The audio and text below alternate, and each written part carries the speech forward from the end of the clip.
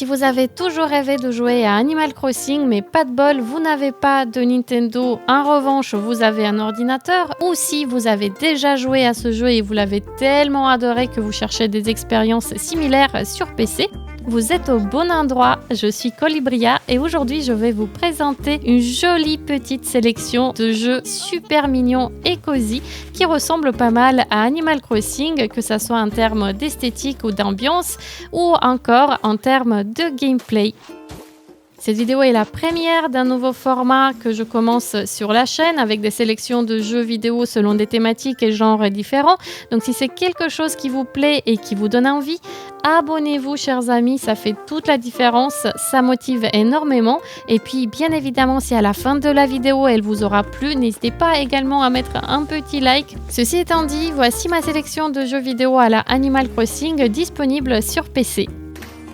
Et je vais commencer par vous parler de Garden Pose, un live sim tout mignon avec des animaux hyper kawaii. On peut d'ailleurs choisir son personnage parmi 10 animaux super cute. Bien évidemment, on peut les personnaliser comme on veut. Moi, je suis toujours team chat dans ce genre de jeu. Je suis tout de même curieuse de savoir qu'est-ce que vous aimez comme animal dans les jeux vidéo où vous pouvez choisir votre personnage. N'hésitez pas à le dire dans les commentaires, bien évidemment. En ce qui concerne le scénario de départ, c'est très classique. On hérite de la ferme de nos grands-parents et on doit s'en occuper. En arrivant sur place, un dénommé Frank va nous aider à nous installer et à établir notre propre boutique où là on va pouvoir vendre des petites choses. Donc là, ça ressemble pas mal à Animal Crossing. On va pouvoir faire pas mal de pognon. Voilà. Mais c'est pas la seule chose que l'on peut faire dans ce jeu. Il y a plein d'autres petites fonctionnalités vraiment très cool. Déjà, on peut cuisiner. J'aime beaucoup cette activité dans les jeux vidéo cosy et mignons comme ça. Mais on peut également construire et crafter. On peut construire notre propre petite maison. Mais aussi, comme dans Animal Crossing, débloquer des nouveaux bâtiments pour les habitants et pour la ville et inviter des nouveaux personnages dans la ville. Donc voilà, c'est plutôt cool de ce point de vue. Et surtout, on peut décorer à notre guise avec plus de 600 recettes à débloquer. Mais c'est pas tout, on a également des activités très chill et détentes dans ce jeu, comme par exemple la pêche ou encore s'occuper des animaux ou de son magasin, de sa boutique. Là où par contre le jeu se distingue d'Animal Crossing, c'est qu'ici on n'a pas de mécanique de temps réel. Du coup, vous pouvez explorer et vivre l'aventure du jeu en toute liberté. Il y a plusieurs zones à débloquer et aussi des donjons si jamais vous avez un petit peu la soif du combat. Pour finir, une fonctionnalité qui pourrait vous intéresser également, le mode multijoueur. Vous pouvez jouer online avec 3 amis maximum, mais si jamais vous pouvez également créer un serveur privé ou public selon votre désir, où il est possible de jouer avec 32 personnes. Voilà pour Garden Pose, un jeu tout mignon et cosy développé par Beaten Toast Games, édité par eux-mêmes. Il est disponible sur PC depuis le 18 décembre 2018. On va passer maintenant à un autre jeu que je trouve particulièrement ressemblant à Animal Crossing en termes de gameplay notamment. C'est pas la même chose sur le plan graphique par contre, il s'agit de Cozy Grove. On a l'impression d'avoir un mini Animal Crossing mais avec des visuels un petit peu à la Tim Burton, un petit peu à la Don't Starve si vous voyez ce que je veux dire. Il est vraiment super joli et très original en termes d'ambiance. Dans ce jeu, on va jouer un ou une scout que l'on peut légèrement personnalisé. On arrive sur une île remplie d'esprits et ces fantômes vont avoir besoin de notre aide. On pourra les aider justement à travers des quêtes disponibles tous les jours puisque ce jeu se joue en temps réel. C'est vraiment comme Animal Crossing en termes de gameplay. C'est basé sur le temps réel, donc vous n'aurez qu'un nombre limité de missions par jour. De ce fait, les sessions de jeu ne seront pas très longues. En principe, le jeu y conseille à peu près 1 à 2 heures de jeu journalier possible. Ce qui est très mignon en plus, c'est qu'en faisant certaines missions, on va revitaliser l'île. Ça va devenir de plus en plus joli. On va passer d'un côté monochrome à plein de couleurs. Et en plus, on a pas mal d'autres activités plutôt cool et détentes, comme par exemple la pêche, l'artisanat, les décorations. On peut également créer un petit refuge d'animaux dont on va s'en occuper, on va les nourrir, etc. Et puis sans oublier quand même la collection de badges et succès qui se révèle particulièrement satisfaisante. Voilà pour ce jeu Cozy Grove, une très jolie mini alternative à Animal Crossing disponible sur PC. Depuis le 8 avril 2021, ce jeu est développé et édité par Spryfox.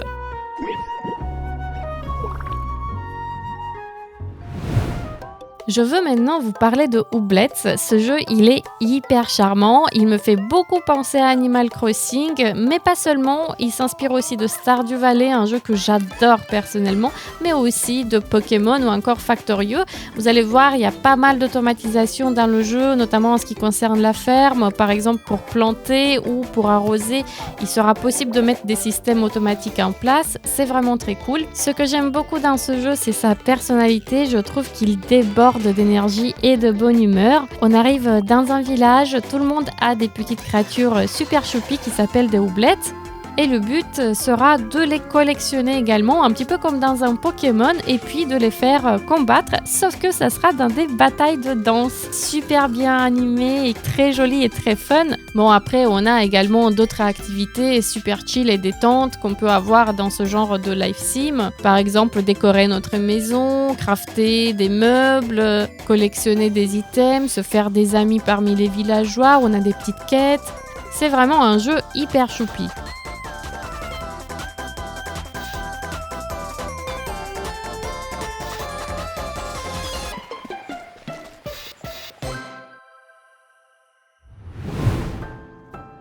Je ne peux pas vous parler d'alternative PC pour Animal Crossing sans mentionner Ocolife. Je trouve que c'est un des jeux qui lui ressemble le plus. Il est sorti sur PC en septembre 2022 en version finale, mais avant ça, il a passé pas mal de temps en accès anticipé et je l'avais testé déjà à l'époque. Il était encore un petit peu vide, mais avec le temps, ça s'est beaucoup amélioré. C'est un jeu qui fonctionne vraiment sur le même principe qu'Animal Crossing. On arrive dans un village qui est vide au départ et que l'on va pouvoir bâtir petit à petit et on va inviter des PNJ s'y installer. Bien évidemment, on a les activités de rigueur que l'on attend généralement avec des jeux de ce type, comme par exemple la pêche ou encore la collecte des insectes, etc. Mais ce qui impressionne le plus avec Ocolife, c'est son système de fabrication ultra poussé. Ça marche notamment pour la fabrication des meubles et des objets de décoration que l'on peut faire de A à Z et j'ai vu des gens faire des trucs juste incroyables avec cet outil. Mais ça fonctionne aussi pour la fabrication de nos propres peintures que je trouve super intéressant parce que ça nous permet de personnaliser de manière très chouette nos vêtements mais aussi les sols ou les papiers peints. Donc voilà, c'est vraiment un jeu qui mise énormément sur la décoration et la personnalisation. En plus, il est développé par une seule personne et franchement, c'est un énorme boulot qu'il nous a fourni ici. On passe maintenant à un jeu rempli de magie. Dans Wildflowers, on joue une jeune sorcière en herbe qui arrive sur une île pour aider sa grand-mère à s'occuper de la ferme familiale. Il a évidemment des vibes cozy à la Animal Crossing, mais ce n'est pas tout. Le jeu, il a beaucoup de personnalité et surtout une aventure magique à suivre. Notamment avec toute cette histoire de sorcière, la découverte de ses capacités par Tara, notre personnage principal, mais aussi d'une société secrète de sorciers dans le village. En ce qui concerne les activités, il y a pas mal de choses à faire sur l'île. On va commencer bien sûr par aider notre grand-mère en s'occupant de la ferme principalement, mais c'est pas tout. On peut également pêcher, on peut crafter, décorer et puis on peut bien évidemment rencontrer les villageois et même établir des relations amoureuses. Puis le jeu est très inclusif et ça fait toujours très plaisir ce genre de choses dans les live sims et dans les jeux vidéo en général. Une fois la nuit tombée, on a tout un autre monde qui s'ouvre à nous et Tara, notre personnage, pourra s'adonner enfin à des activités de sorcière. On pourra même voler sur notre balai, se transformer en chat ou encore crafter des potions. Un live sim très prenant et très immersif, malgré des visuels qui personnellement ne m'attirent pas au premier abord, notamment à cause de cette disproportion entre le corps et la tête des personnages, mais on l'oublie très rapidement une fois dedans. C'est très fun et c'est tout ce qu'on veut.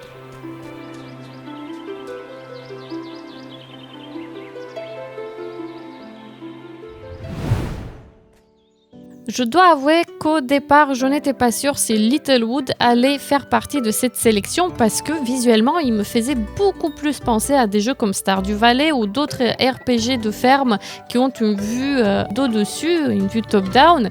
Mais il s'avère qu'en termes de gameplay, il ressemble beaucoup plus à Animal Crossing que à Stardew Valley ou d'autres jeux de ce genre.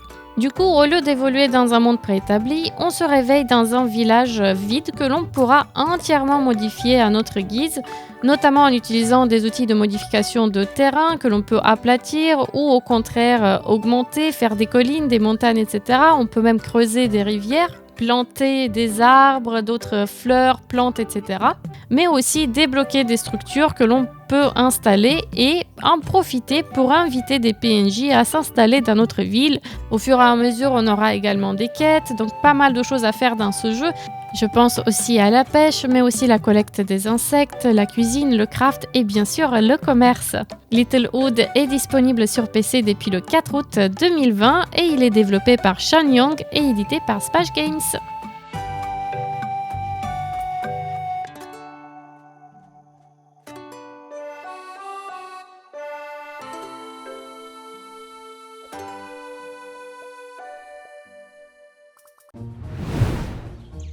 Si vous cherchez un jeu avec une ambiance cosy et détente à la Animal Crossing, mais qui dépasse largement le concept, My Time at Portia est un jeu qui pourrait absolument vous plaire. Il est sorti en 2019, donc beaucoup d'entre vous doivent déjà le connaître, mais je pensais qu'il était important de le citer dans notre petite sélection, puisqu'il est devenu une référence du genre pour ceux qui aiment les live sims. On joue dans un monde post-apocalyptique, mais qui est en fait super agréable, comme quoi c'est possible.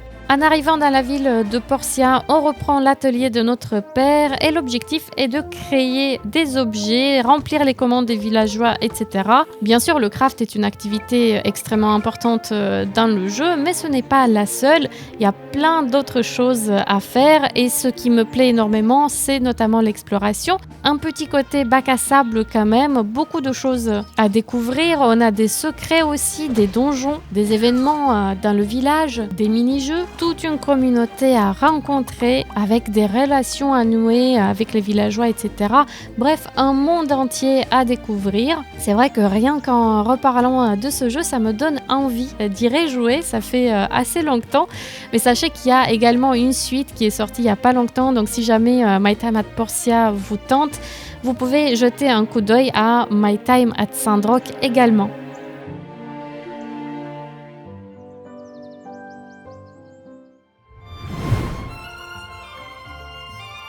Il faut absolument que je vous parle de Grow Song of the Evertree également. C'est un jeu développé par Prideful Sloth, une équipe que l'on connaît déjà pour un autre jeu hyper cosy et mignon, une aventure qui s'appelle Yonder the Cloudcatcher Chronicles et que je vous conseille absolument. En ce qui concerne Grow, c'est un jeu vraiment spécial. On a deux parties très intéressantes et distinctes dans le jeu. Le côté un peu Animal Crossing où l'on va pouvoir personnaliser un village, inviter des habitants à s'y installer, etc.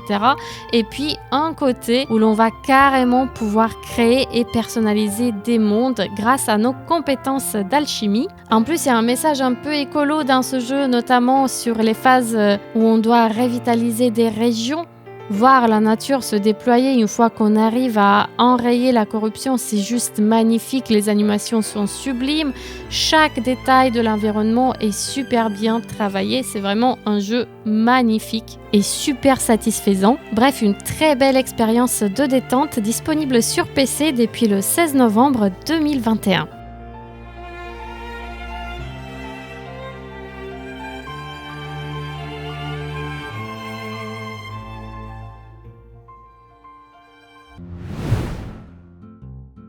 Parmi les expériences PC qui ressemblent le plus à Animal Crossing, on a également Dinkum, un jeu développé en solo par James Bendon. Il nous a sorti cette pépite en accès anticipé le 14 juillet 2022 sur Steam. Depuis, il n'a pas cessé de l'améliorer. Il y a énormément de choses qui ont changé. Bien évidemment, on a toutes les activités que l'on attend habituellement d'un Animal Crossing-like, comme par exemple la pêche, la collecte des insectes, de minerais, etc. On va également construire notre propre maison que l'on peut décorer, mais aussi construire tout un village. Mais ce qui est très cool aussi, c'est que ça se passe sur une île tropicale inspirée de l'Australie et on va pas s'arrêter à simplement de la construction, du craft, de la pêche et de la déco. Il va falloir aussi se défendre contre des crocodiles. Ouais, vous m'avez bien entendu. Les crocodiles sont pas la seule menace. On a aussi d'autres animaux qui risquent de nous attaquer. Donc on a un petit côté combat et survie dans le jeu aussi. Et je peux vous dire qu'il faudra vite apprendre à se défendre ou alors à courir très vite si on tient un autre popotin. Après, il est possible de jouer quand même avec des amis, ce qui pourrait aider dans des situations difficiles justement. Le jeu a en effet un mode coopération online en plus du mode solo. Et pour finir, j'ai un petit dernier à vous présenter. Il s'agit de Everdream Valley développé par Moon Eaters. Une simulation de ferme avec des éléments d'aventure absolument adorables avec énormément d'activités super géniales à découvrir. Je dois dire que je suis tombée immédiatement sous le charme de celui-ci, notamment parce qu'il est vraiment super mignon et très facile à prendre en main. On arrive chez nos grands-parents, c'est vraiment l'histoire un peu classique, il faut retaper leur vieille ferme, un peu délabrée. Ce que j'ai beaucoup aimé, c'est le fait de s'occuper des animaux parce qu'on en a pas mal et ça nous donne aussi des petits mini-jeux à chaque fois. Par exemple, on peut traire les vaches ou encore couper la laine de nos moutons. On peut avoir aussi des lamas, un chien avec lequel on peut jouer et qu'on peut aussi entraîner pour pister d'autres animaux et d'autres choses, des secrets par exemple. Énormément d'exploration possible aussi, donc il y a tout le côté aventure. Mais on va pouvoir aussi faire des choses comme dans Animal Crossing, par exemple vendre des objets, attraper des insectes, pêcher. Il y a pas mal de craft aussi, on s'occupe de la ferme, on va planter, récolter, etc. Les grands-parents nous donnent des quêtes parfois en plus. Bref, c'est très bien rempli de ce point de vue, sans oublier l'aspect un peu original du jeu qui se situe pendant la nuit. Durant nos rêves, on va incarner un des animaux de la ferme et ça va donner place à quelques mini-jeux, histoire de pimenter un peu l'expérience. Et voilà que le temps est venu de conclure notre sélection de jeux vidéo similaires à Animal Crossing disponibles sur PC. J'espère que vous avez apprécié ce moment et cette vidéo. N'hésitez surtout pas à mettre un petit like si c'est le cas et abonnez-vous, ça aide énormément et ça fait super plaisir. Moi je vous dis à très bientôt pour plein d'autres découvertes. Des bisous en pixels. Ciao ciao!